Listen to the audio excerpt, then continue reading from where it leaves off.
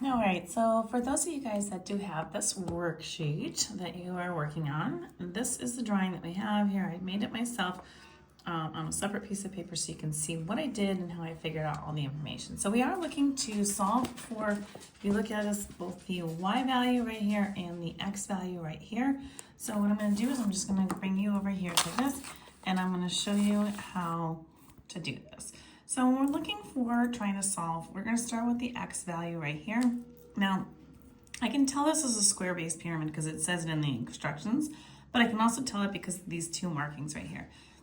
This piece and this piece are the exact same size because there's one little mark here indicating that these two are equal, and that means that all four of those sides are going to be equal. So that's kind of a key as far as knowing that it is a square.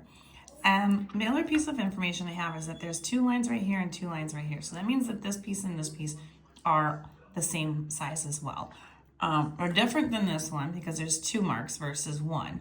But this piece and this piece are equal to each other. Now, one piece of information I have is that this is 24 inches for this piece that is going up right here. So that's in between this triangle on the side right here. So basically, this line is splitting these two pieces in half. So this piece is a piece that I can use for a triangle. I have this piece, which is the hypotenuse of the triangle, and so I'm missing the leg right here. So if I kind of look at this, and I just draw this as an exploded kind of version of this triangle, you have that right here. So we have the two hash marks right here. This piece is 24, and then this is this piece right here, which is 26.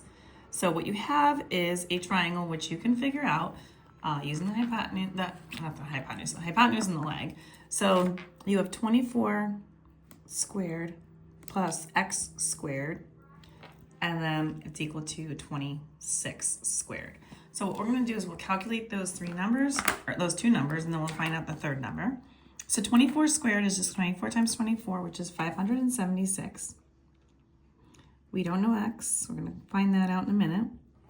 And then 26 squared, which is 26 times 26, or 676. And then we're going to get the 576 out of there by subtracting on both sides, leaving me with just 100. X squared will be equal to 100. And then we want a square root to get x by itself. So x would equal 10. So I know that the length of the piece right here is 10. So I know this is going to be 10 right here. So if this is 10 right here, then so is right here where x is. So I'm just going to rewrite that x with 10. So that's 10 inches. This is 10 inches. Now, how does that help me with getting y? Well, if this is 10 inches and this is 10 inches, together they make 20 inches. And if this is a square, that means that every single piece is going to be 20 inches in length on the base. Now, in order for me to figure out this triangle right here, I need to figure out the y, which is up here. I can figure out what this piece is right here because in a perimeter of, sorry, not a perimeter, a pyramid, I can't talk tonight. In a pyramid, if we're looking at the top to the base, it is directly in the center, which means that this piece would be equally distanced away from the center than this piece. So if this whole thing is 20, this piece would have to be 10, and so would that piece. So now I would know that this piece is also 10 in length.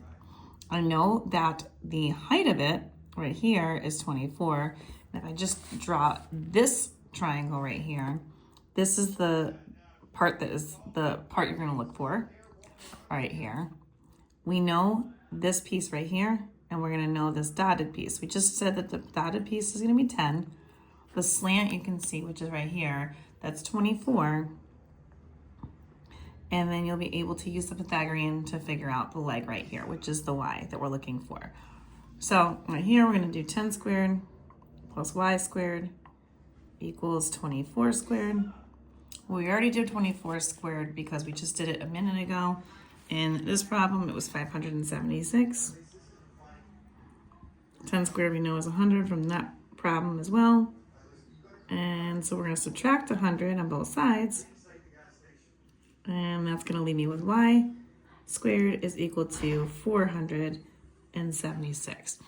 Square root, that's going to keep y by itself. And we're going to get y is approximately whatever the 476 square root it is, which gives me 21.8 if I'm rounding to the nearest tenth. So roughly 21.8, and we're talking inches. So that would be your y.